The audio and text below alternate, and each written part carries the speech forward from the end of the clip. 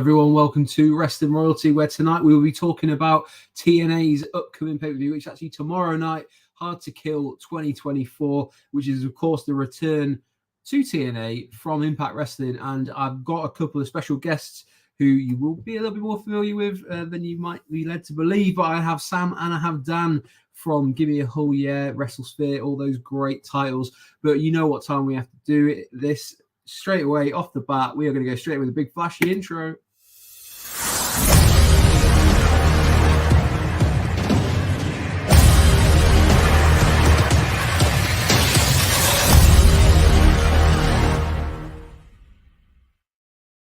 And because tonight is a special night and we are not just streaming on Wrestling Royal, we are also streaming live on Gimme A Hull Yeah, I think it's only right that we give a little Gimme A Hull Yeah sting.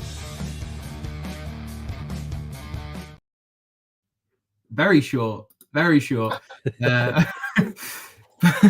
It was so short I didn't even have time to add Sam and Dan because that was the one that I was sent by Dom. So thank you, Dom, for sending me through the wheels. Oh dear, Dom, what was even the point? What was even the point? That was funny. It looks even more ridiculous. It looks more ridiculous when I've got this big, grand, epic one that lasts for about 15 seconds, and it's like, here's 3 seconds. There you go. You could have just held the t-shirt for 5 seconds, and it would have been longer.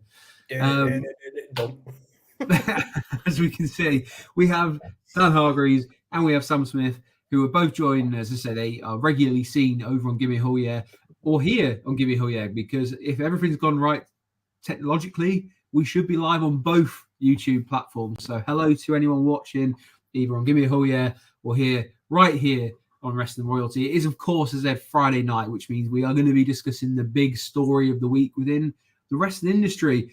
And this week, I don't think there's anywhere else you can really look, whether it's as popular as maybe WWE or AEW. It demands its own show. And I'm sure these two gentlemen will agree with us. Tonight's show is going to be about TNA's Hard to Kill, which is coming live tomorrow from Sin City, Las Vegas. So before we get into it, though, guys, there's a big question. How are you doing? Dan, I'll start with yourself. You're looking like you've had a bit of a beard trim. Your hair's looking on point. How are you doing? My beard I've not actually touched, but my hair is a lot shorter, as you can probably see, than I'm used to. It wasn't what I wanted, but I'm growing into it, literally. Well, but yeah, apart from that, I'm doing absolutely spot on. Thank you very much. Good. And how about yourself, Sam? You're looking radiant as ever. Yeah, all right. I think I've got a bit of fake tan on. Yeah, looking all right. Oh God, did I just admit that on the internet? Oh, there we are. Yes. Well, Dan, you've shared a hotel room with me. You should have seen me doing it there. But yeah, read into that, ladies and gentlemen, what you will. No, I'm all right. I'm looking forward to tomorrow night. I think me and Dom are doing it. If anybody else wants to join us, you're perfectly welcome. It's going to be a good show. Like we've often done TNA shows, like my very first Gimme A Hull Yeah stream, which is hilarious. Go back and watch it. It was a TNA show. It was a Bound for Glory a couple of years ago.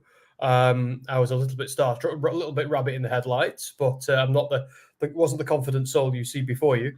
But so this is kind of like the beginning of an era, the end of one era, the start of TNA going back to being TNA. Something a lot of us have, as they say in Game of Thrones, many of us have been secretly sewing our TNA banners, waiting for our king to return from across the sea to reclaim the throne. And that's where we are. Not that TNA is the king of wrestling, but the idea that it should never have gone away and rebranded. So it feels like a really, really nice homecoming.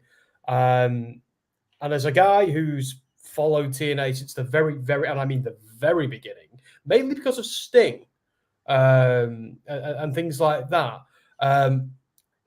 To me, it's really exciting, and I can't wait to see where they go.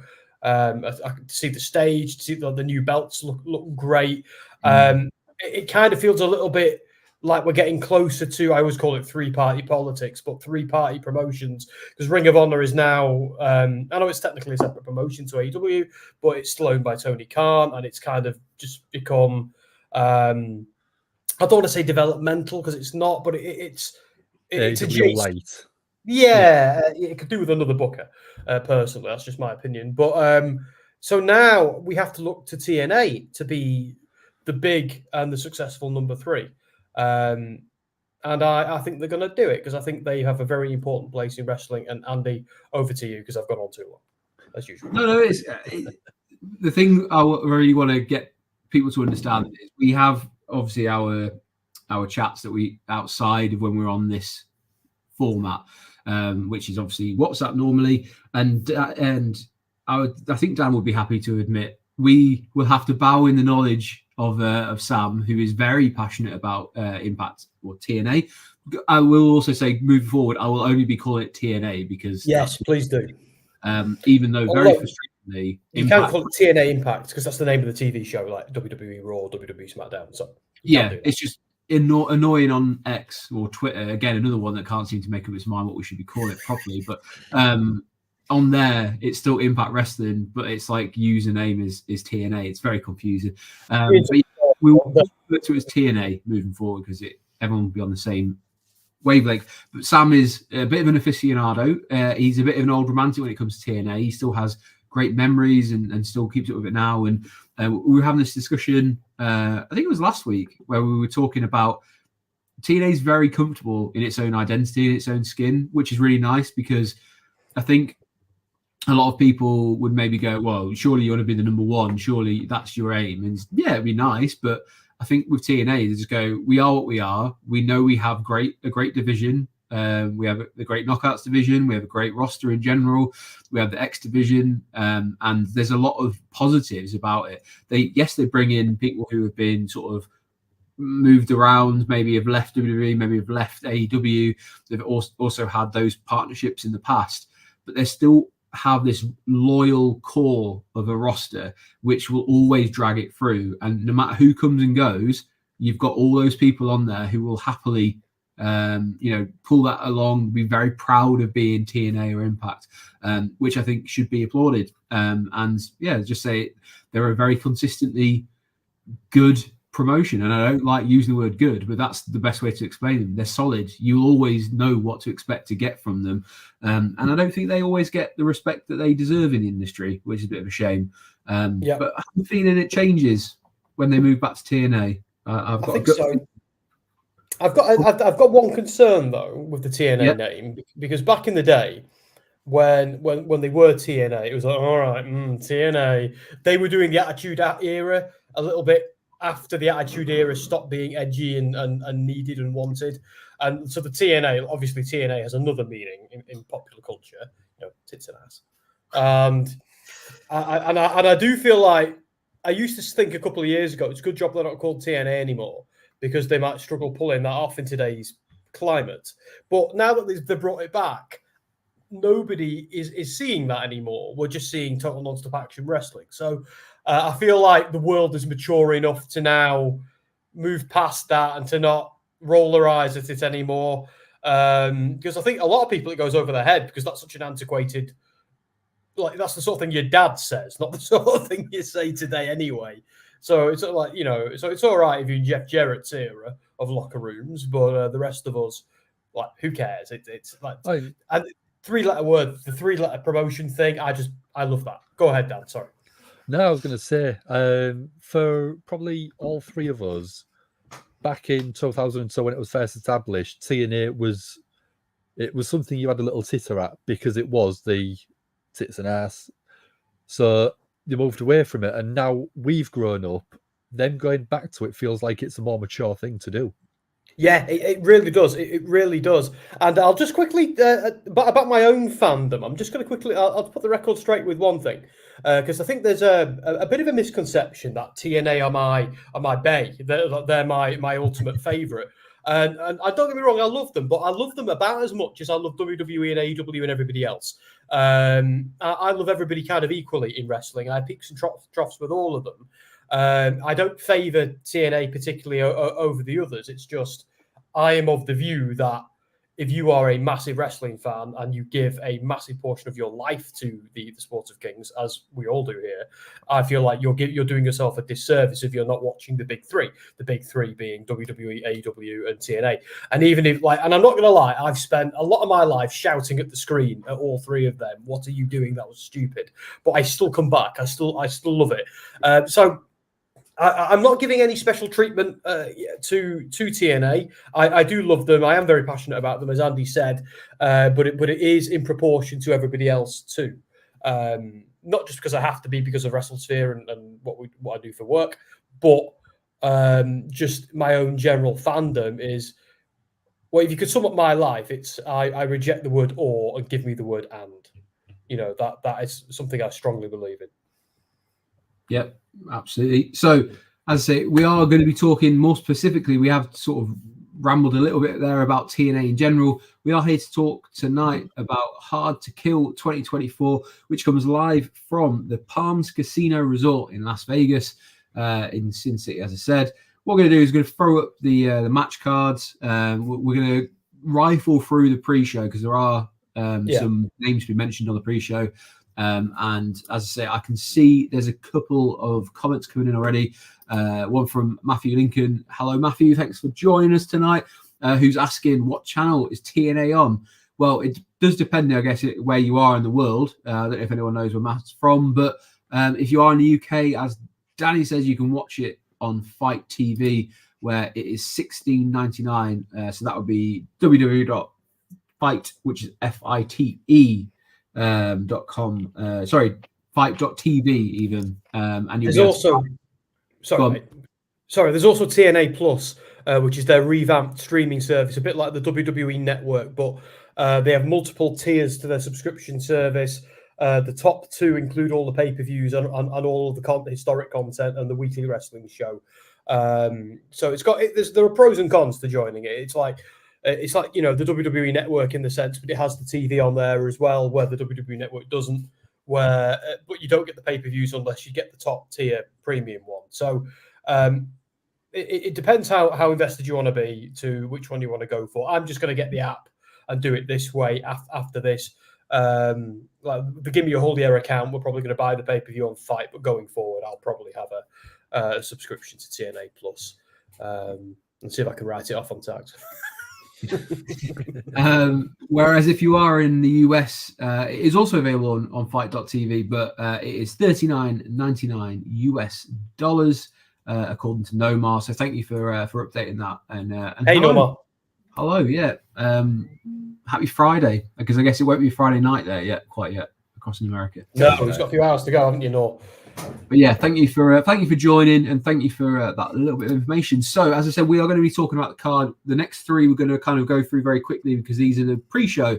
And as Sam rightly said before we came on air, pre-shows for TNA aren't really the same. Well, they're nothing like WWE, where they don't have matches on and it's just a load of talking. This actually has three pretty good matches, and a lot of people who, as we explained, have featured heavily in the history of TNA/Impact.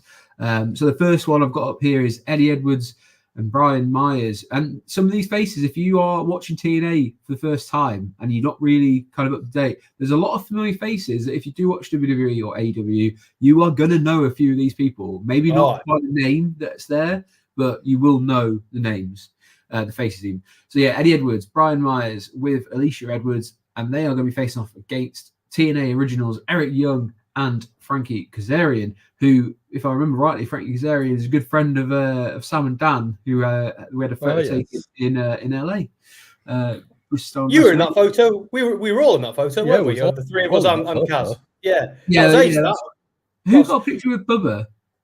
Yeah, I think it was you, wasn't it, Dan? Yeah, because I realised I was next to him at the bar and I said hello, but I was very, very conscious of the whole being a journo and not wanting to be a mark thing, and Dom had got in my head with it as well. But I thought, while we're all waiting for a pint, just getting one little photo is no big deal, is it? So that's what we did.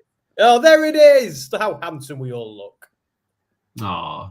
Especially Kaz. Oh, yeah. Look at that tan. Proper LA tan, innit? He's a heavy metal rebel in the right bar. But yeah, first of all, I just want to say about this match, by the way, guys, Eddie Edwards, Alicia Edwards, Kazarian, and Eric Young, we've all interviewed on WrestleSphere. So if you want to, again, I'll be sending more of them your way soon, Andy, as well.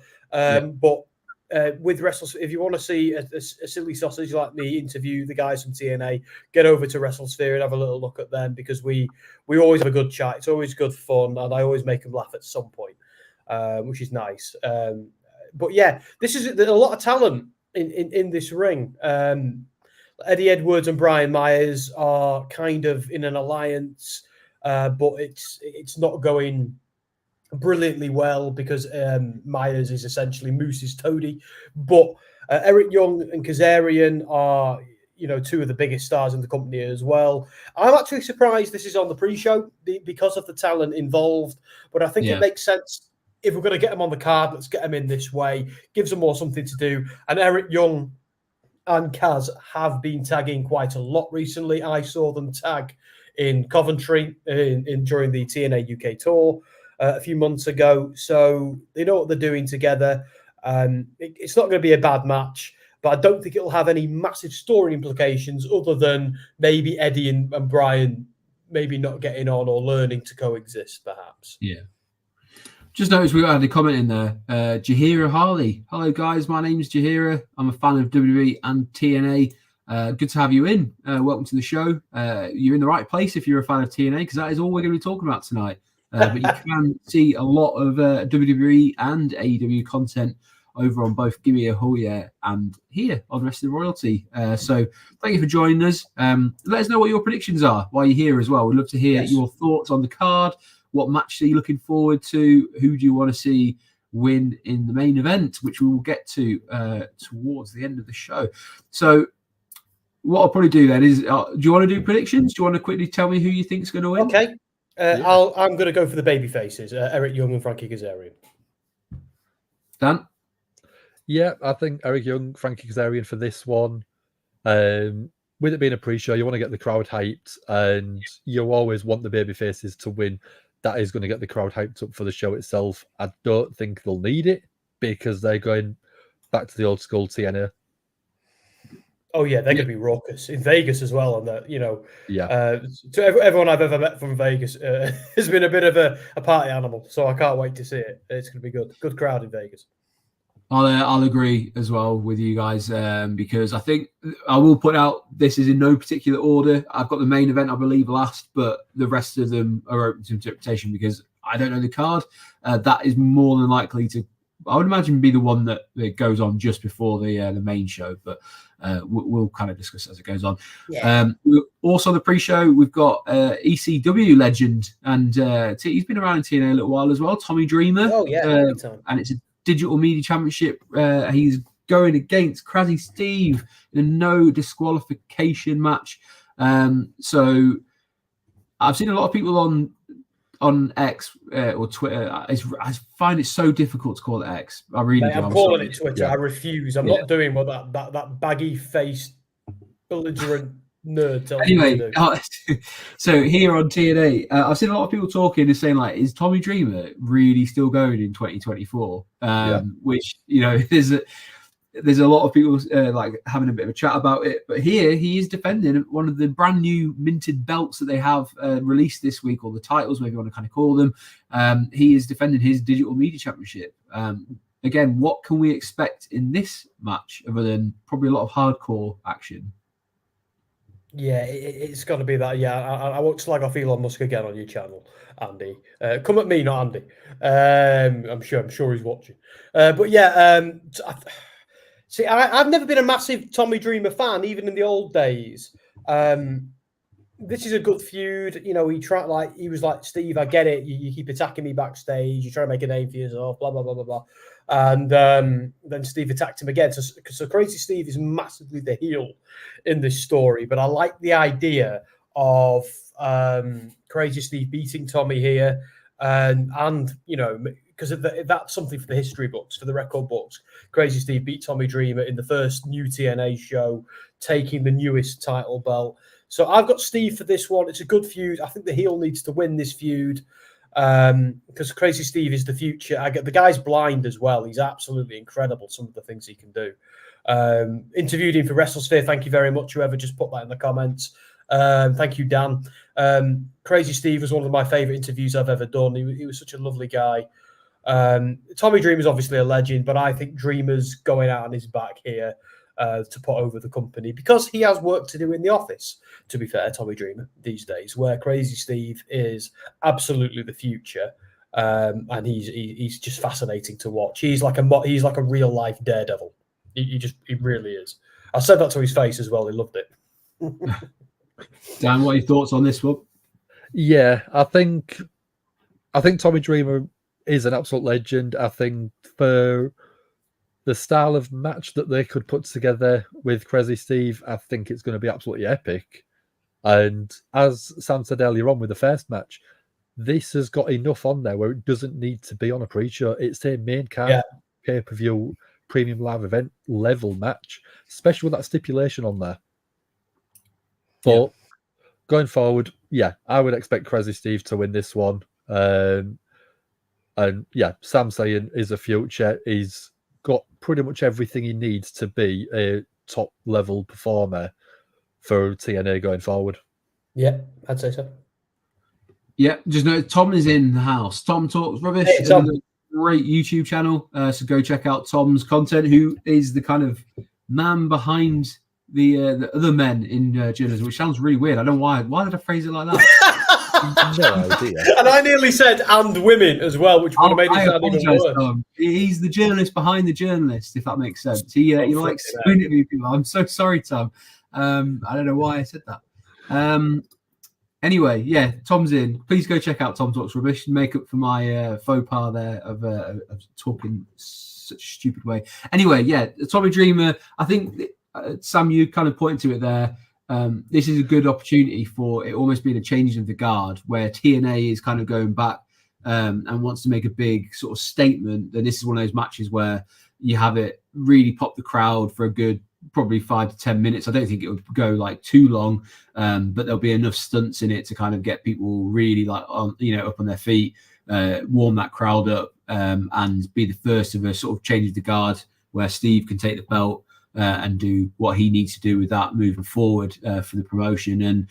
And Tommy Dreamer gets a chance to soak in some adulation before he moves on, or if he does move on. I don't know if he's done or not. I think it's very difficult for people to move on in wrestling industry unless their body says they can't do it anymore. They're always keen to keep going as long as they can.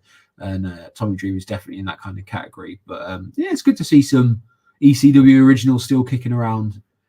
But yeah, we've got Norma is saying come back at 8. Oh, we will address that at the end of the show, because Sam's been a bit of a wuss tonight, but I'll let him explain.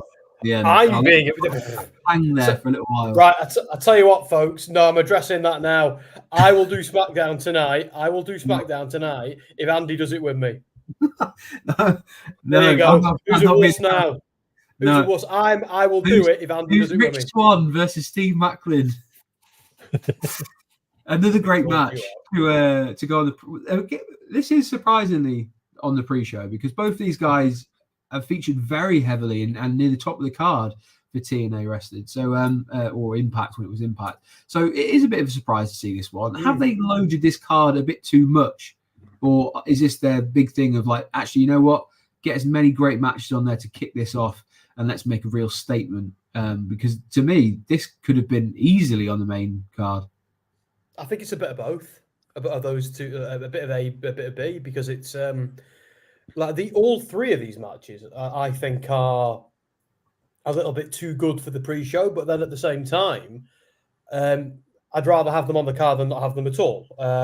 Like Macklin is a former, actually both these guys are former TNA or Impact champions, world champions. So it is a bit crazy, but I think that they have completely stacked it so well that I think they're using the pre-show as a tool to get more people on the card rather than, this isn't the case of where we're going to see the Lucha House Party versus the Bollywood Boys. This is them just trying to give as much time as they can to all of their talent to showcase as many of their talent as they can. And they're trying to just use the people in the most important storylines and holding the most important belts later down the card. I think that's how I'm interpreting it. I don't think it's a mark of disrespect to have them on the pre-show on this, especially not on this particular one. I think if you're on this card, I think you've done well. Again, both guys are really talented. I'm a huge Macklin fan. I think Rich Swann, so if the heel wins the last one, if Crazy Steve wins the last one, then Rich Swann's winning this one. If Dreamer retains, then Macklin is absolutely going to murder Rich Swann. That's what I predict. Fair enough. Dan, yes, no, is Macklin going over here? I would like to see Macklin go over. I've not really, in all honesty, watched a lot of Steve Macklin. Rich Swann, when he was in WWE, obviously we saw him sort of showcase there a little bit, but Steve Macklin, from what I've seen on the few clips that I've watched, is a very exciting performer. And Rich Swann is entertaining as hell in the ring. And it's just a shame the sort of cruiserweight division in WWE didn't get enough showcase, because Rich Swann is fantastic. And all credit to him going to TNA. He's a big name there. He's entertaining. But Steve Macklin, I think, again, is someone that they could realistically build the company around. Because I think he's got a long lifespan. He could be there for a good few years until maybe even WWE, AEW stop come calling for him, because I think he's that level of character. Yeah, I mean, he's 36, so in terms of wrestling, that's actually you're still approaching your prime, really. I think these days it's late 30s into 40s, and obviously, if anyone is watching this thinking like he does look vaguely familiar, you might know him as Steve Cutler back in WWE when he was part of the Forgotten Sons. Was that what they're called? Yeah, I like that. They're like a Sons of Anarchy gimmick, weren't they? I actually really like that stable. I know the leading man is persona non grata now, but yeah, but I actually thought they were a pretty cool stable, a cool gimmick. A bit like Aces and Eights from back in, who we might see a reunion of in this pay-per-view. It seems like the sort of thing TNA are eventually going to do. Yeah. I don't know if it was just a gimmick. Was he part of the US Army or something? Oh, no, in real life. When I interviewed him, would you believe, another one we've interviewed, when I interviewed Macklin, I made he had some awesome Captain America comics on his wall, and I commented on them. And then he went, it's normally it's people commenting on the military medals on the coins I've got behind me. And I went, oh, well, I said, that says a lot about me, mate. And then we had a giggle. But yeah, he is a legit warrior. He has served United States military. Yeah, he's a legit badass. And I tell you, when you see him in the ring and when you talk to him, that comes across the minute he talks. It really does. He's a legit badass. So yeah, an absolutely stacked pre-show, or countdown to Hard to Kill as it's been called. There's a load of links that Dan has very helpfully dropped in. Thank you, Dan. So if you are interested in hearing a little bit more from any of the ones that we've just discussed there, and I'm sure Dan will keep doing this throughout if there is any more interviews that you can drop in there for any of the channels. Feel free, get all those tabs ready to go after this stream. You can watch all those interviews back to back, and you can see a bit more of Sam while you're there as well. Along with Tommy Dreamer, Steve Macklin, Crazy Steve, Eddie Edwards. See, there's a who's who of the pre-show so far that you can go watch interviews with. So we'll move on, and again, probably talk about this one quite quickly. It's PCO, another TNA legend, Impact legend, who's been around for quite a while now, versus Dirty Dango, who you might or formerly known as Fandango in WWE, who's doing some great work, character work, very different from his Fandango days or his Fashion Police days, but he's got good comedy chops. He's very good at that side of things as well. So Dan, I'll start with you. What do you think of this match, Dirty Dango versus PCO? We did have a very, very, very quick chat about Dirty Dango beforehand, coming on stream, and I've not sort of had a look at the characters, but I mean, PCO is someone that I have heard of. I have been sort of made aware of from his work previously. Dirty Dango, obviously, Fandango had his big WrestleMania match against Jericho and went over, which was crazy. In terms of Dirty Dango, from the, again, very small bits that I have seen, because I do want to try and expand my wrestling knowledge this year, he's such a good performer. The way that he could build that main event scene, he could be a top guy someone very similar to someone like Dolph Ziggler, where you're always going to rely on him to bring out a great match. He didn't really get that opportunity in WWE, but at the minute, I think he could go out there, absolutely smash it. I see him going over, getting the win over PCO. Yeah. Sam, do you agree, or is there something we're missing here? See, I really, really want to agree because I want that because I'm loving this gimmick at the moment. But I feel like this whole gimmick Dirty Dango's got, where he's talking smack about wrestling, like his catchphrase now is, "My God, I hate professional wrestling." So, like, we are going to see him get beaten up by PCO, and I kind of think that's the way it's going to go. I sort of hope it goes the other way for the same reasons I want Crazy Steve to win, but I think, you know, I think they want the crowd to be happy here with PCO, but at the same time, they don't really need to protect PCO either. Like, there's so much smoke and mirrors they can do with him.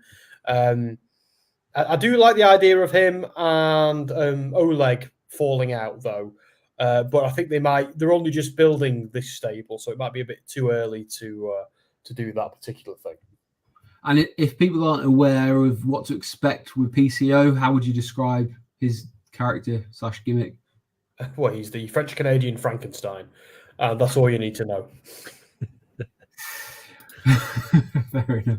It's literally that. So, heavily rumoured to be leaving TNA, even though she's the current Knockouts World Champion, is Trinity, formerly known as Naomi, as you might know over in WWE. There's big rumours that she'll be heading back, possibly at the Royal Rumble.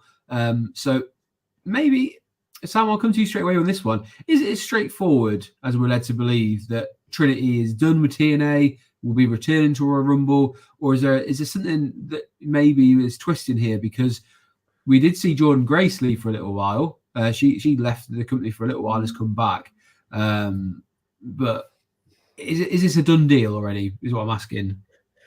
I think it is, but she could retain here and then drop it later on down the line. But we are hearing from lots and lots of reliable people that Naomi is coming back at the Royal Rumble to WWE. You know, like, all this could be wrong. It could all be BS. But if I was a betting man, I think because of who's involved, Grace wins and goes over, because Grace is going to be like a career TNA person.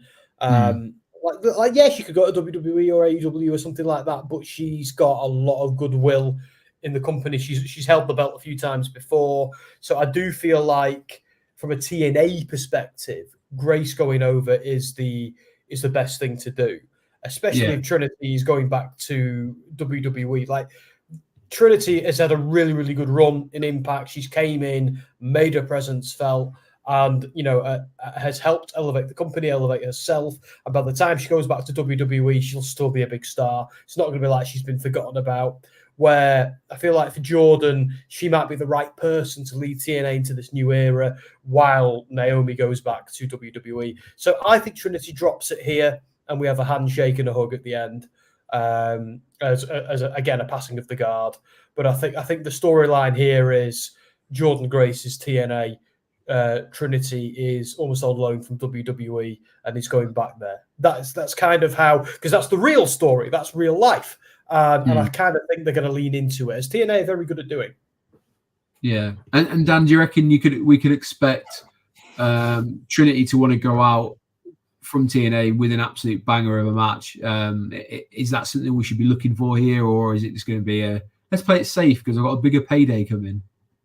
I don't think Trinity is that sort of person. I think she's all about the business and being able to put on a banger of a match to solidify how good Jordan Grace could actually be as a main event champion. I think that's the way that you should be doing it. If you are rebranding and you are bringing all these brand new shiny titles, you want them to be showcased as good as possible. You don't want Trinity to phone it in.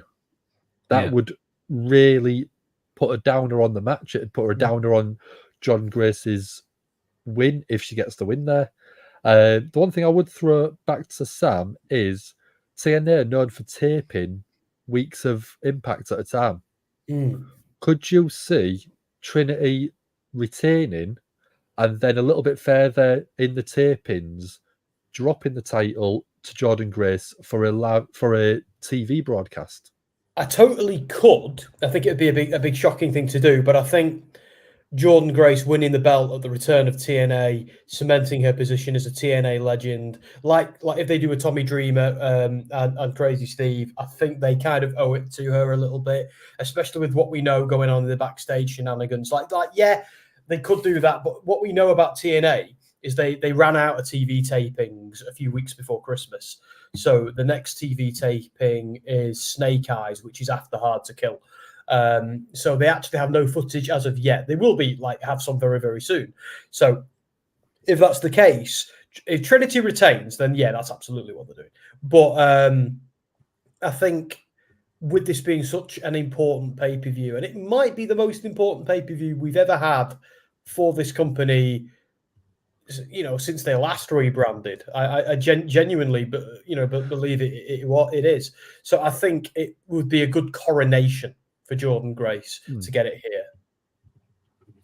Yeah, I mean, you could probably maybe get if you've got any kind of background knowledge on Trinity or Jordan Grace, this is going to be a bit of a clash of styles, really, because you've got power versus athleticism, and it would be kind of, I would imagine that would be the story they tell throughout, as well as the things that were mentioned by Sam as well. But very much a case of like very quick, very athletic versus the absolute powerhouse. And Jordan Grace, I think one of the reasons why she likes being in TNA is because she gets that chance to go do the sort of bodybuilding stuff on the side as well, which she very much enjoys. So, it is best of both worlds, whereas you maybe be a bit more hamstrung by that in WWE and AEW. But saying that, we've also seen Bianca Belair has competed in like bodybuilding things as well. So not necessarily a done deal, but yeah, it's good to see Jordan Grace back in the company. I feel like fits her so well. And husband works there too as well. Yeah. Josh Alexander, another former champion on the card as well, is going against Alex Hammerstone, who here looks absolutely jacked to bits. This is, I guess, again, a technical versus strength. Is that fair to say, Sam? Yeah, kind of. Alexander is often a powerhouse in his own right, but you're only so much of a powerhouse when you're in the ring with Hammerstone.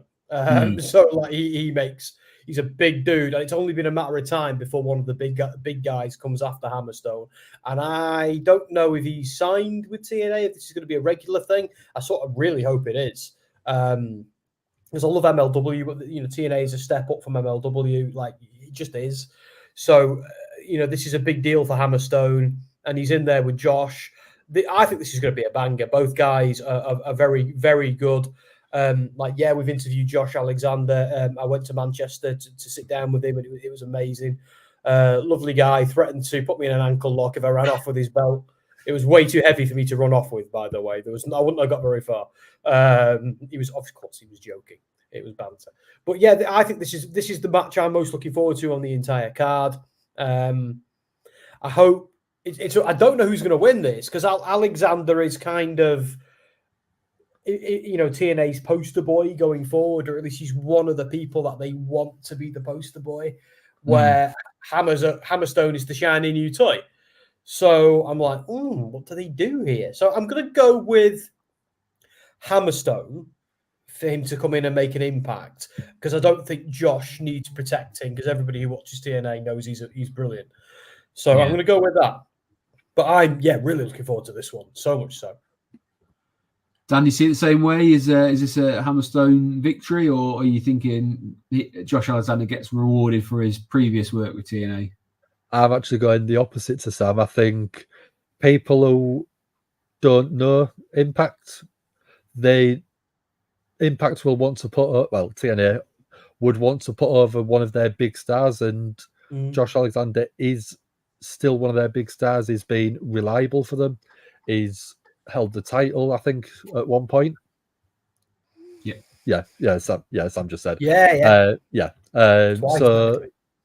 you want to, you don't want to protect them, but you want to make sure that they are still looking strong as possible to be that main event scene.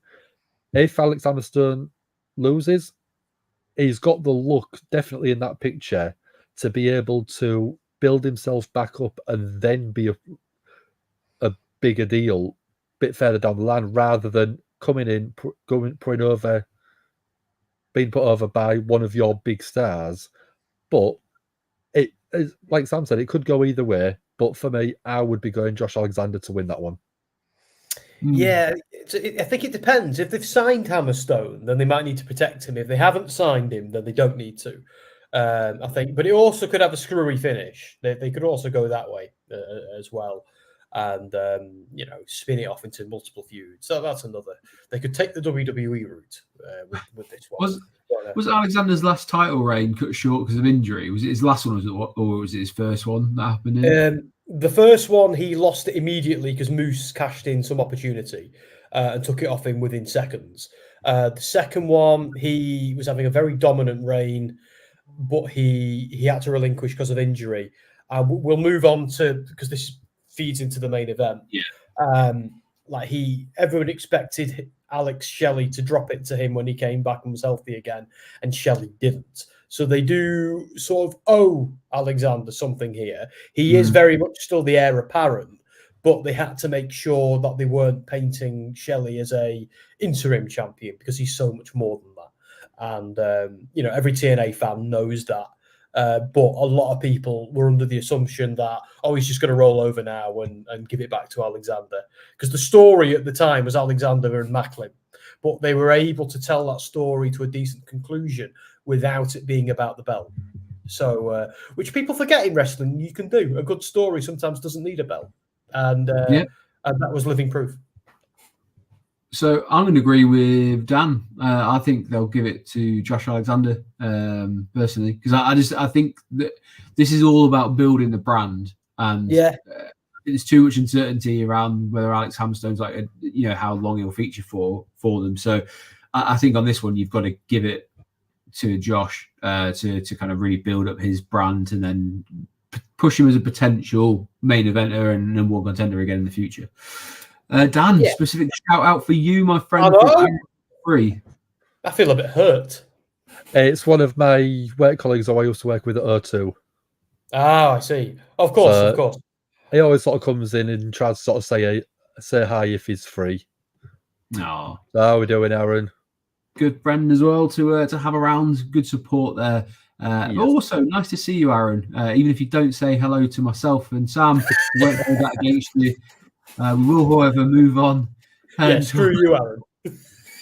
We'll talk about a really fun-looking match in the X division. Not an X Games, though, is it? Is that what they call it? Is that the X division? Well, they're not having the special. Thank you, Aaron. That's more like it. We'll come on to that in a minute. But this is just a fatal three-way for the X Division Championship. Now, I am a little bit like that it's not an Ultimate X match. That's the one. I feel like the return, there is an Ultimate X match on the card, and it's going to be a banger. But I do feel like these three dudes plus a few others in an Ultimate, if you're building the Ultimate X apparatus, dude, have two of them. Have a man's one and a female one. Let's do it. I'm sort of hoping Scott D'Amore comes out and goes, no, bollocks to this. We're having an X Division Ultimate X match for the new TNA X Division Championship that was created around that match. Come on, guys. So anyway, but even if they don't do that, even if it's just these three dudes, all three of them, I know we see a lot of Vikingo on AEW. Kushida we've seen all over the place, NXT, AEW, TNA, New Japan, all three are stupendously talented. I'm in two minds about what happens here, because part of me thinks they've got Kushida back on the roster, so they're going to want to put the X Division title back on him, and he's held it before and he was a great champion. But the other part of me thinks, again, this is the TNA show, they're building the brand, they're doing all of this. Sabin is another guy who's synonymous with TNA, and him getting the W here would be a big deal to a lot of people. And I also think I personally find him a little bit more interesting than Kushida. That's just me. Vikingo, great talent, little guy who bounces over, like he does spots that blow my mind. Like some of the stuff he's done in AEW has made my jaw drop. But I don't think he wins it here because I think he's much more likely to spend time in AAA, CMLL, and AEW. I think this is a one-off appearance. I'm looking forward to seeing him, but it's between Sabin and Kushida, and I think there might be a few title changes on this card. So I'm going to go with Sabin because he's the TNA boy. Yeah. Very difficult to disagree with you on stuff like that. But I think what they've tried to do here is inject a little bit of like even more excitement and a bit of pizzazz from having Vikingo, because he's very big on socials as well. Like people really like watching his matches because he is just an absolute whippet in the ring, and he just gets around and does some absolutely ridiculous stuff. But yeah, if you haven't seen him before, this is probably a great match to watch him in, to be honest, because there'll be a lot of high spots. Expect fast. That's all I can say. Fast-paced action in this one, as you always get in the X Division. I've got to say, by the way, I really like the belt on this one. The design of belt. They've done a great job across the board. I don't think I've seen the Knockouts one yet, but I do like the new X Division. Oh, it's stunning. It's. I think Trinity was holding it a moment ago. The Knockouts one. If we go back, there it is. She's covering it with her hand a little bit. It's a bit smaller. It's a bit like the AW ones. It's a little bit smaller. But yeah, they're all very, very pretty belts. It's cool, the white belt on it as well. Yeah, it's the little flashes of red. I think really suit it because it's obviously tied in with their colours. Nothing too outlandish like a blue strap or red strap or anything stupid like that. But yeah, Dan, this one, if you're not massive on TNA, you got, I would say this is the one, even for me, who's not a big TNA guy in terms of what I've watched previously.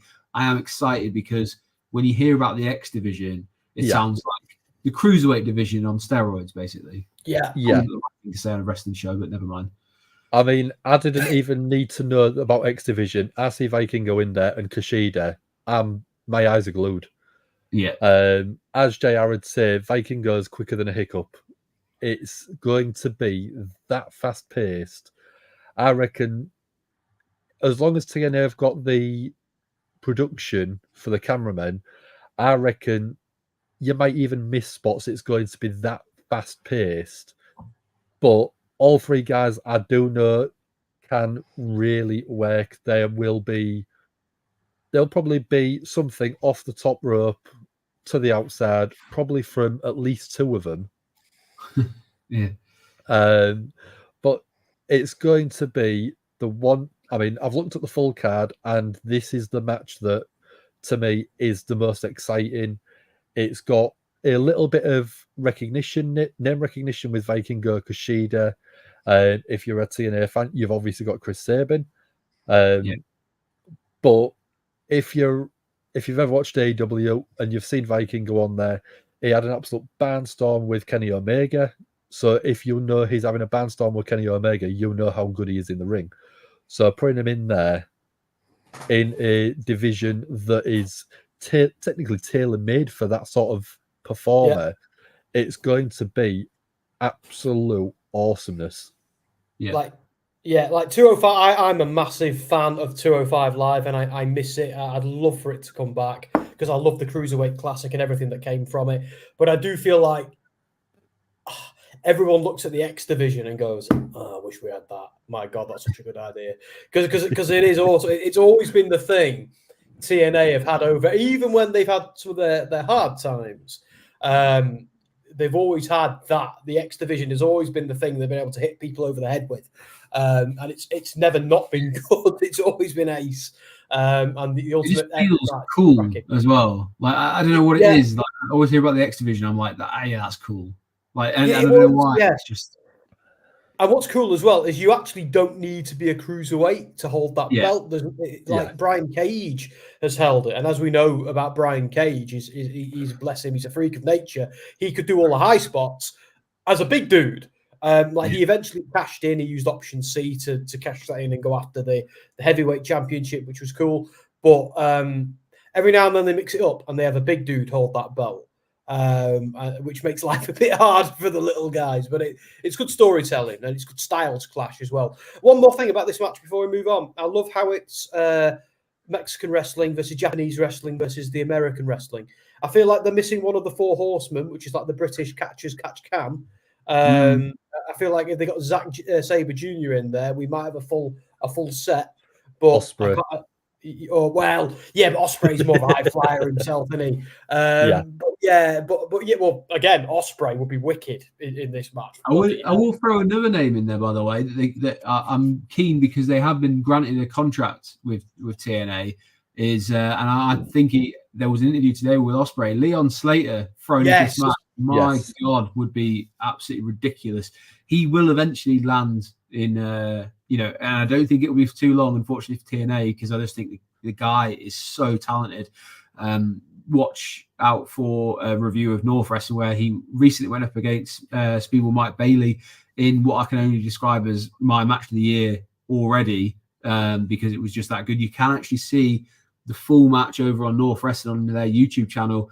It's about 20 minutes long. You can't take your eyes off it. It's so quick, so fast-paced, and so just striking. Like I have to say, go watch it. But yeah, Leon Slater is going to eventually arrive in the X division for sure, and it's going to kick up an even bigger notch when he eventually does as well. So it'd be cool, as you say, if we'd seen like a British or European wrestler in there as well. But expect fireworks in this one anyway. Fun fact as well, I was there when they signed him, Leon Slater. I was there when he signed the paperwork. It was at the Coventry show, the TNA Coventry show, and it was lots of people were very happy. You could tell. I'm just going to go for a wee, guys. I'll let you guys just keep talking. I'm just going to. I'll follow that fun fact up from Sam to say I'll give you another fun fact that I know for a fact it was supposed to happen in Newcastle, where he's the North champion, but they ran out of time. Oh really? Well, thank God for that, because I got a good pop out of that. But yeah. Speaking of a good pop, I'll be right back. So we are temporarily losing our TNA expert, resident expert. So you're going to be left with myself and Dan. But we know a fair few in this match, which is TNA World Tag Team Championship. And to be quite honest, as Sam will probably explain, he's not a big fan of any multi-man tag team matches because he doesn't like the dynamics that they have on TNA, where only one representative. Like, why would you not stay in the match, etc. But anyway, we have ABC, which is Chris Bay and Ace Austin, who are the current champions, versus the Rascals, which is actually 2/3 of the Rascals, because obviously they don't have Wes Lee, as he's known over on NXT. They are Zachary Wentz and Trey Miguel. They'll be going against Speedball Mountain, which is Mike Bailey and Trent Seven. That must be a tenuous link there, because they're strange guys to have together. And then we've, of course, got the recently released from NXT and WWE Grizzled Young Vets. Zach Gibson and James Drake have landed in TNA. Whether they're here all the time, I'm not 100% sure, but good to see them involved here. Again, this looks like it could be an absolutely insane match in terms of how fast-paced it will be. What do you reckon to a Fatal 4-Way tag team match, Dan? I'm quite excited for it. As we've said, we've seen a couple of these guys in WWE in Trent Seven and the Grizzled Young Veterans. I've seen Grizzled Young Veterans and Trent Seven live in NXT UK back in 2018, I think it was. And that was absolutely spot on. They're really over with the crowd. The crowd do absolutely love them, all they did in the UK. So I think if they get the showcase needed in the match, that it will be a great match for every single team, because sometimes you watch these multi-man matches, especially tag teams, and the team seems to have been forgotten about in the booking of the match.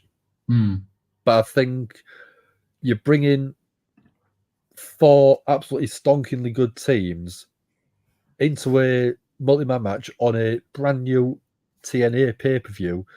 I think you can probably have all 4 teams win, and all 4 teams would feel legit at that point.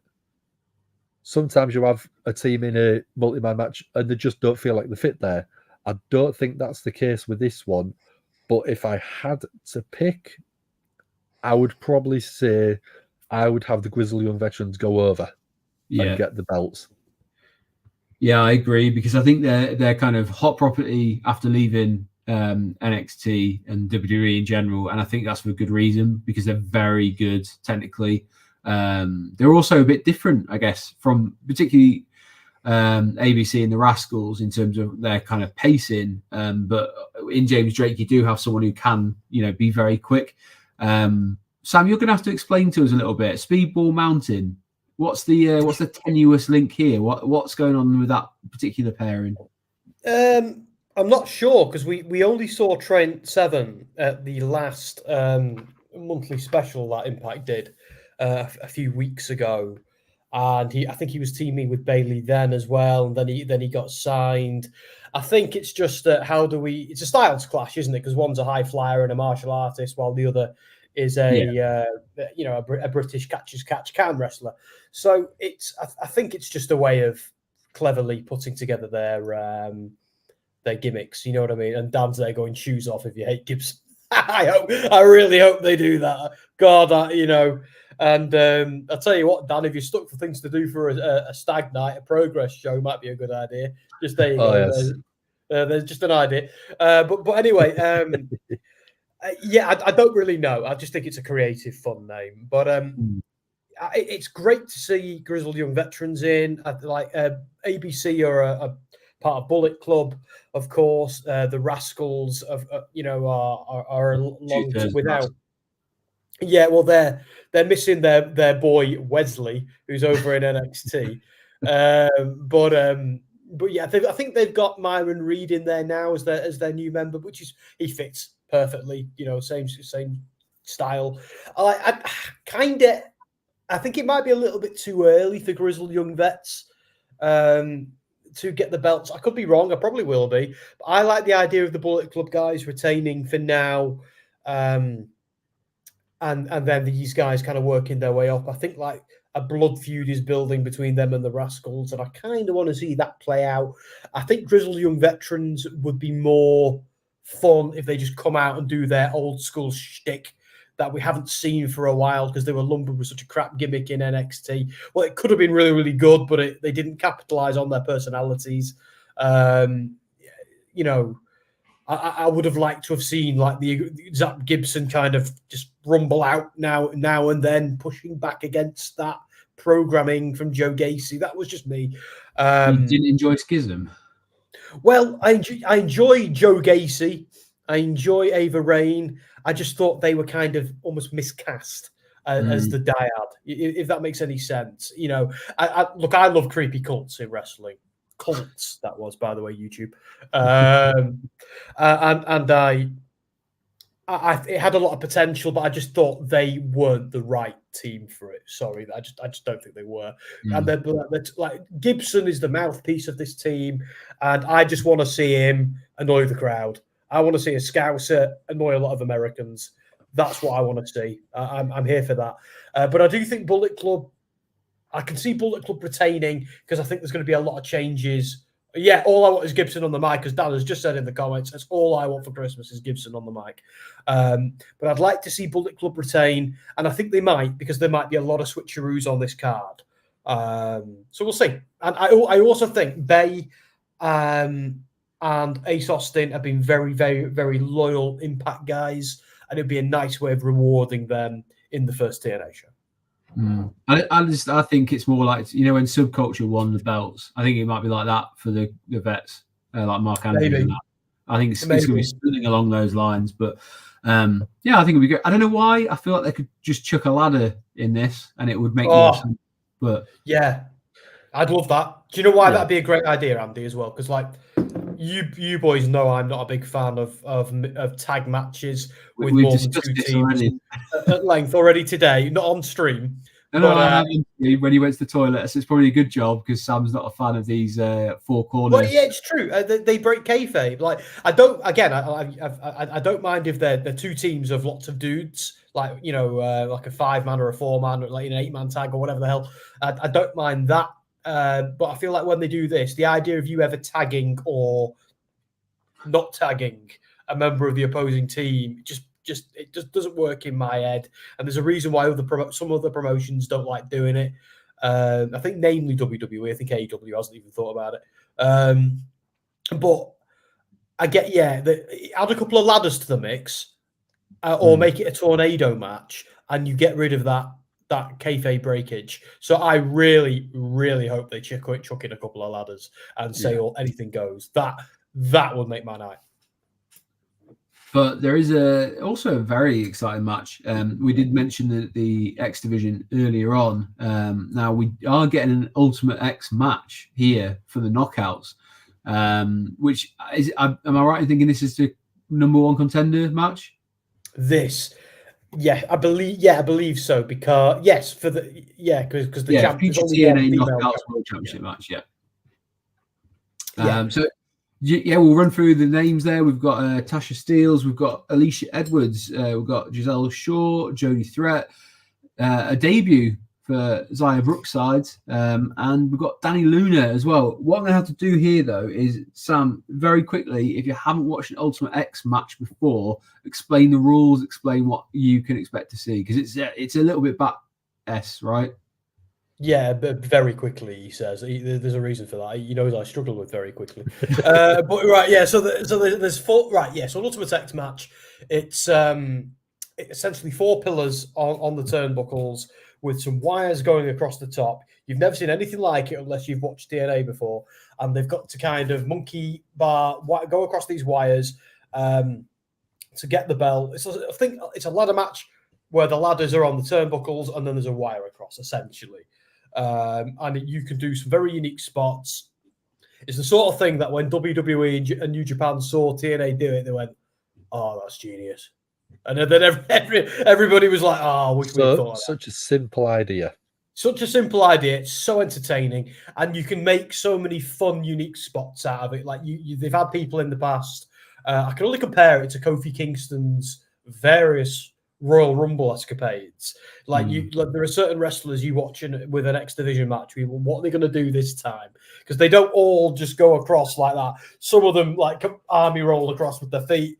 Some of them, have bounced across. Like there's been so many. Like Amazing Red used to do some crazy stuff in them, and now that they're letting the women have a go, this is a match that is really, really well suited to women, women's wrestling.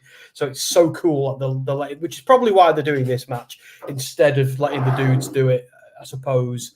But yeah, they got to get across the wire and get the belt. It's actually quite simple, but at a certain point, like unless you can avoid getting knocked off the wire, that belt is yours. So if you can prevent anybody from getting you win it. So there's pressure on your opponents to get up there too, which is what makes it so fun.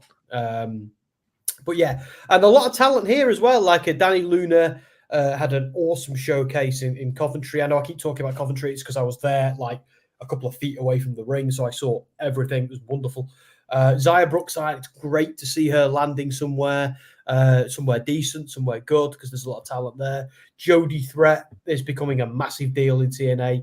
Giselle Shaw, I think the future belongs to her. Like, she's got such a presence, that music, and she can really smack them around as well. Alicia Edwards was the last WrestleSphere interview I did last year.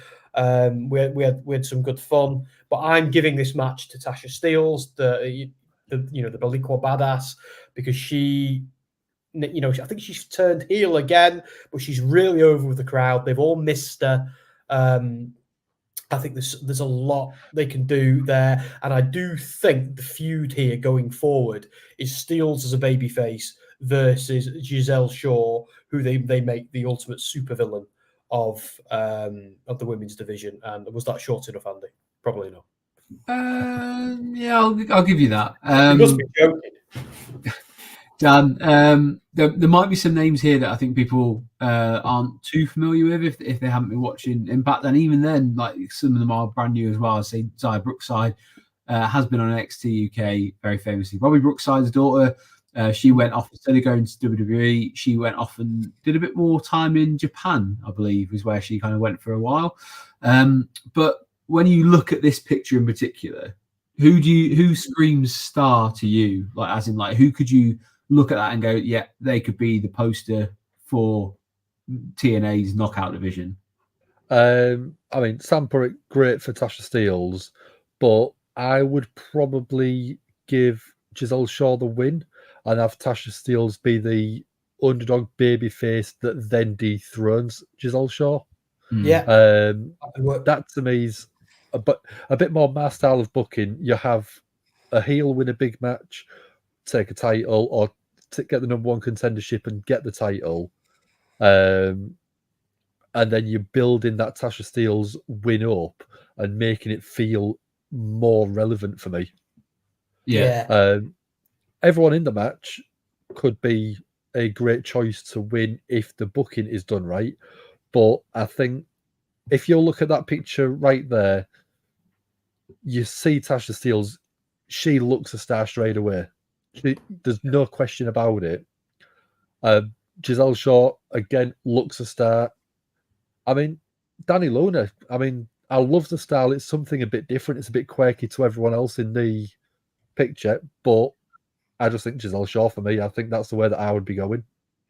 Yeah. I do have some beef that Masha Slamovich and Killer Kelly aren't in this because they are the thing that have kept me fascinated by Impact's women's division for years because their psychosexual tag team has just been one of the greatest stories and tag teams I've ever seen for years. It reminds me of the Ilya Dragunov Cara Noir feud in progress, which was just before the pandemic, which was just flowers at their feet.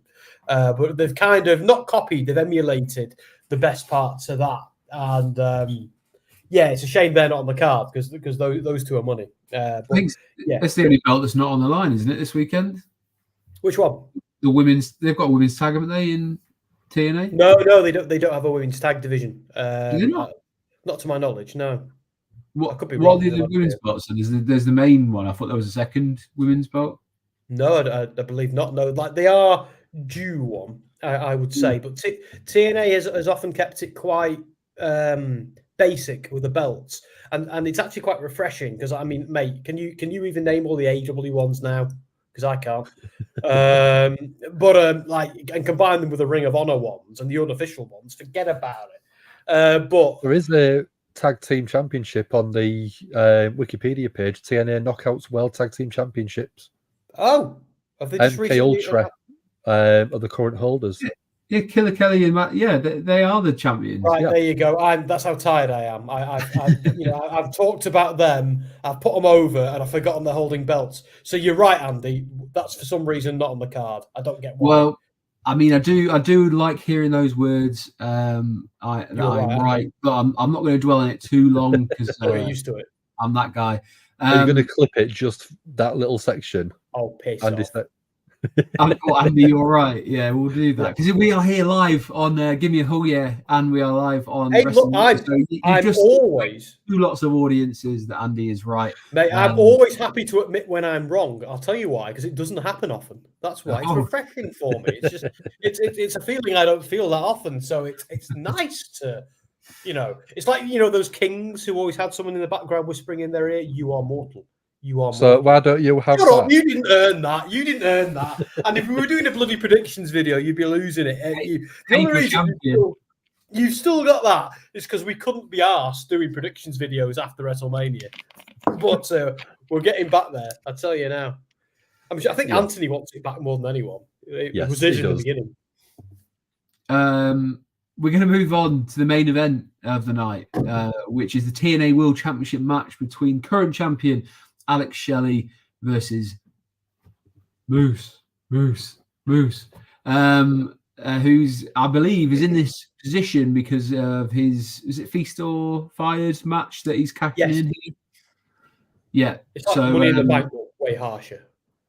Yes, yeah, you could potentially lose your job, and I like how creative they have to get with that. By the way, with it's like, last time it was a cop out. Back to Japan, it's fine. Yeah. Oh, this guy's internship's over. It's you. But but to be fair, they got rid of EC3 that way. True. And he was there going, "You can't fire me. I'm Dixie Carter's nephew." It was ace. So Alex Shelley versus Moose. You alluded to it earlier, Sam. There's a bit of sort of backstory as to how Alex Shelley came about being the champion. We've just explained Moose is in this position here. The question I have for you here, I want you to answer here: is this the best two people you could have put in the main event of TNA's return in pay-per-view? Yeah, I think so. Like again, Josh Alexander is the other guy who screams out, but he and Macklin as well is also maybe in that conversation. But I think right now, Moose holding that belt again is inevitable. Moose is one of the biggest stars, one of their best acts. Again, another one we've interviewed. He's so cool. He's a great heel as well. The story with Shelley was he was like the old school TNA guy who everybody was accusing him of he's just a filler champion until Josh Alexander's healthy again, and a lot of us thought that, and I remember thinking just before the match, nah, he's going to retain because otherwise they really bury him. They really bury him. Yeah, but we are now at the point where he's proved that. The question is, do they want to keep that going and crown him because Impact Moose calls himself Mr. Impact Wrestling. So does Moose win the belt here and go, you know what, I've always been Mr. TNA? And Moose is also the guy who went back and got the TNA heavyweight championship out of storage and was carrying it around before, as a prop, pretending he's the real champion, even when it wasn't like Kenny Omega took it off him. But it was still, it's going to factor into the story. So I don't know what they do here. Now Shelley became a bit of a de facto heel in the Josh Alexander match because he got so angry and insecure with everyone writing him off as an interim champion. He became quite dark. Where here, Moose is the clear heel and Shelley is the babyface. So I'm torn with this one. Do they bring in a new era and put it on Moose? Or do they coronate Alex Shelley as Mr. TNA? You were the guy going into the new era. You're here in the old era. Your Motor City Machine Guns were mostly in Ring of Honor for a while during the Impact Wrestling era. Then you came back. I think this is really tough. And so I think, to answer your question, that's why it's the right two people, because I'm struggling to call it. But I'm going to go with Moose because I like the idea of it being a new era.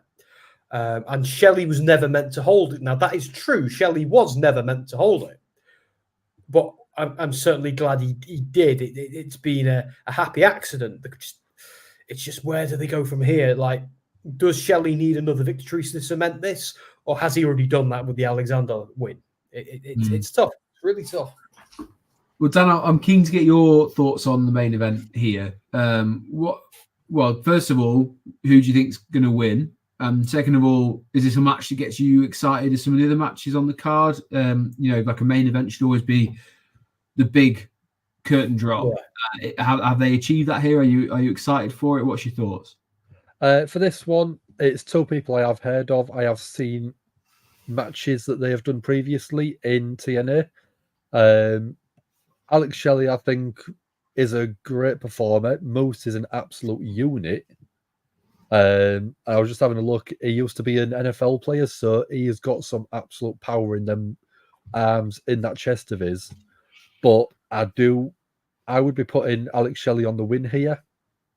I think every match tonight I've said there should be a title change.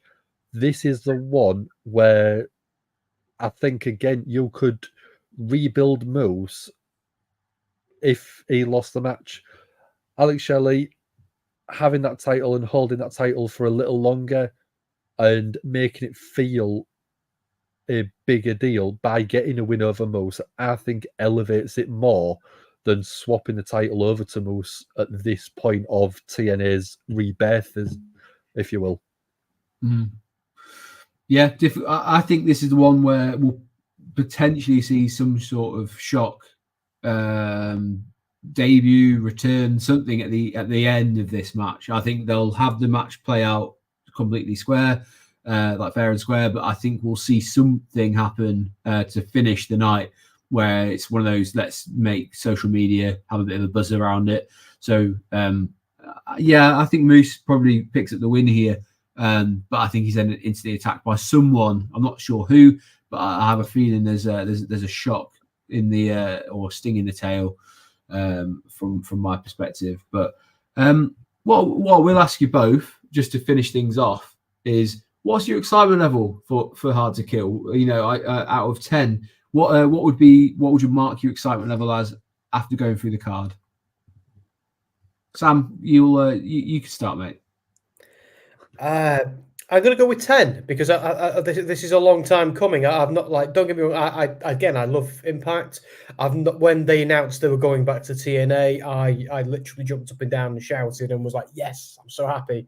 It really felt like something I'd longed for a long time, but I never thought would happen because of the whole TNA tits and ass thing and the era that we're in. And it's an era that I'm happy that we're in. But at the same time, it feels like in order for them to get back to where they needed to get, they needed to be TNA again. They needed that brand recognition, which is something Impact has struggled with. Now, what I will say is when they rebranded to Impact, TNA was on a bit of a downward spiral.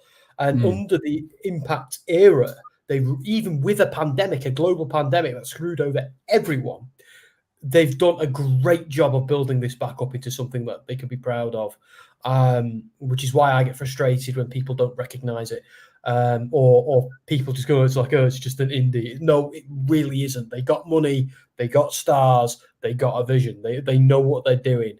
Like, yes, we're not going to see them sell out Madison Square Garden tomorrow. We're not going to see them in stadiums tomorrow. We don't need to. The sky's the limit for these guys, and it starts here. So that is why I am excited for this. Probably more so than I am for anything WWE and AEW are going to put out for a while, because this really means something. And it might mean less in a year's time. We'll see what happens. It depends what they do with it. They've got to capitalize on this. But I've said for years, since AEW began, I've been like, right, the time is now. Wrestling is, in its own way, is hotter than ever in its own way, with wrestling fans. Not necessarily with popular culture, but with wrestling fans. There's a massive appetite out there. And I think we need to defeat some of the silly tribalism that pollutes our industry and pollutes these fandoms, because people seem to think if they follow more than one promotion or watch more than one promotion, they're going to get a knock on their door and get beaten up. Trust me, you're not. It's good. Watch as many as you like. But this is really, really meaningful because it's the proper return of TNA, and they don't need to be in a stadium. They don't need to be in somewhere like Madison Square Garden to do this. They need, like, they have been gradually building up their shows and stuff like that.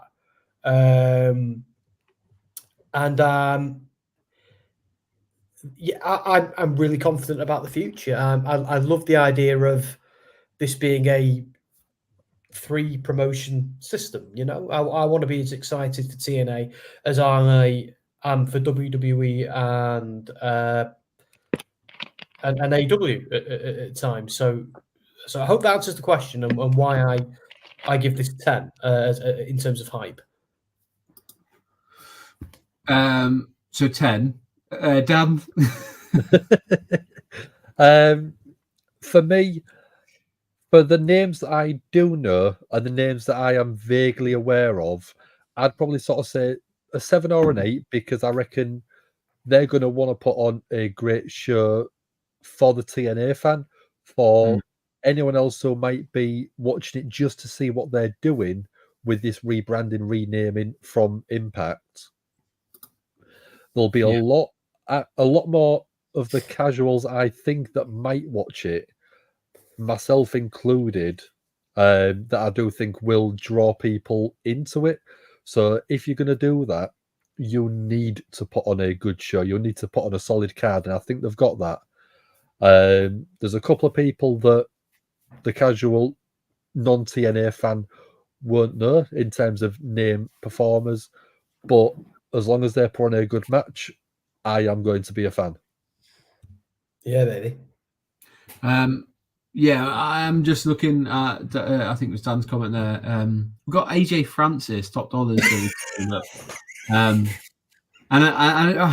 I'm not going to say too much. He's going to be there with DJ Woo Kid. Debut the music video for We Outside. The S is a $. This guy's everywhere. This Woo Kid. He's. I remember Billie Eilish talking about him a little while ago. I read my sound sphere, by the way, boys and girls. Yeah. So, DJ Woo Kid and AJ Francis are going to be there. We Outside, baby. I wish them all the best. I'm looking forward to it. I hope it contributes to the show. Like, bless him. I'm still giggling at that botch a little bit. Like, I'm sure he's a lovely guy. I'm sure he's a talented dude as well. Did you read about that though? What he said? Yeah, I did. I did try. I messaged him and said, like, if you do want to kind of tell your story, you're more than welcome to come on the show. I didn't hear anything back, but I like it, Andy. I knew we were right about you. You got to go for it. But I hope he, I hope he gets a chance to kind of show what he's about, because I think that moment will forever live with him. But he's obviously found out a lot of health issues on the back of it, because he's previously been able to do it quite easily. So I like to see what he can do. I think he will. He's there for a music debut, but I think there is a chance that he gets involved with something or someone while he's there as well. Maybe that kicks off. Just on the TNA website as well, where I've got the images here. So thank you for TNA for that. They've also saying Worlds will collide this Saturday. You won't believe who's showing up. So they are teasing that something's going to happen, but not following through who it is.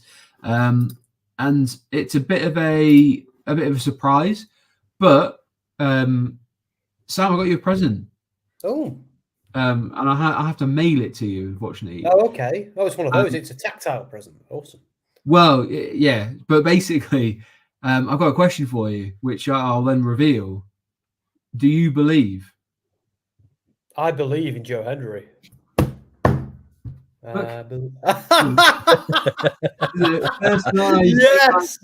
that's awesome. Oh, I love it. Joe, you forgive me for my faux pas when I interviewed you, Joe. That's nice. You don't know what that faux pas is because I edited it out, but there was a faux pas on my interview. Dom, I think, messaged me like FFS when he saw it. But yeah, it's Oh, thank you for that. And am I right in thinking? So you spoke to Joe, because I know you're a big Joe Hendry fan, like me and Andy. Jess, I tell you, when we went to that TNA show, my wife was walking around the house for days afterwards going, I believe in Joe Hendry. And what was funny is I tweeted that out. I retweeted it from Gimme A Hull Yeah, because what's great about having that is I get to retweet myself. I joke. But then Joe clocked it. I think because Impact's PRs retweeted it, and he retweeted it and was like, fantastic work. So Jess was made up that Joe knows that she believes, and I believe, and we all believe. And so thank you for that. Yeah. But it's nice that you spoke to Speedball Mike Bailey, and he remembered our interview as well, so that's cool. Yeah, they were recently at the North show that kicked off the year. Over in North Shields, and I was kind of stood behind where Joe was selling his merchandise and wares, and it was nice to have a brief chat with him afterwards. I explained who I write for and who I'm associated with, and I asked him. I said, "When are you going to be stateside again for TNA?" And he very cryptically just said, "Very soon." And I said, "Hard to kill soon," and he just kind of went, "Eh." And then that was about as long. But I did speak very briefly to Speedball and said, it's a great match. Please go check out Speedball versus Leon Slater for the North Championship. It was a great match. But I bought a sticker from him because I think when there's a great match like that, it's nice to sort of give something to them for their hard work, even if it is just a $5 for a sticker. But I had a chance, took a picture, just said, thank you for doing the interview with WrestleSphere. And he's like, oh yeah, I remember that. He's like, I remember those guys. Very, very nice guy to talk to. So go check out that match, and of course check him out on Hard to Kill as well. But yeah, we've had as yet untitled. TNA's back, baby. Can't wait to see Hard to Kill. Thoughts on the new titles, best in wrestling right now, in my opinion. I agree. If they're not the best, they're very, very close. I think if you look at it as like a body of work, then I don't think anyone else comes consistently as close to being great as TNA did this. So, they were being laughed at. Sorry, in 2017, their matches were being laughed at a bit by like the dirt sheets and stuff like that. Ain't no one laughing now. you know, they've come a long way since the butterfly belt that Jeff Hardy had. Oh yeah. Brother Nero. But I mean, to be honest, I quite like how the history has been very up and down. I think that it makes them almost the underdog, and a lot of people like an underdog. So it's nice to see this dog getting its day. What a way to summarize that. I've done that very well. Unlike saying Tom's the man behind the men in the journalism. Anyway, we need to clip that. Never mind what I did. No, we'll clip the bit where Sam bowed to my superior knowledge on TNA, which is absolutely fantastic. As we said at the top of the show, there's various ways that you can watch Hard to Kill. Depends where you are in the world. But you can watch it on fight.tv. You can watch it somewhere else. What did you say, mention earlier before? TNA Plus? Yes, their app.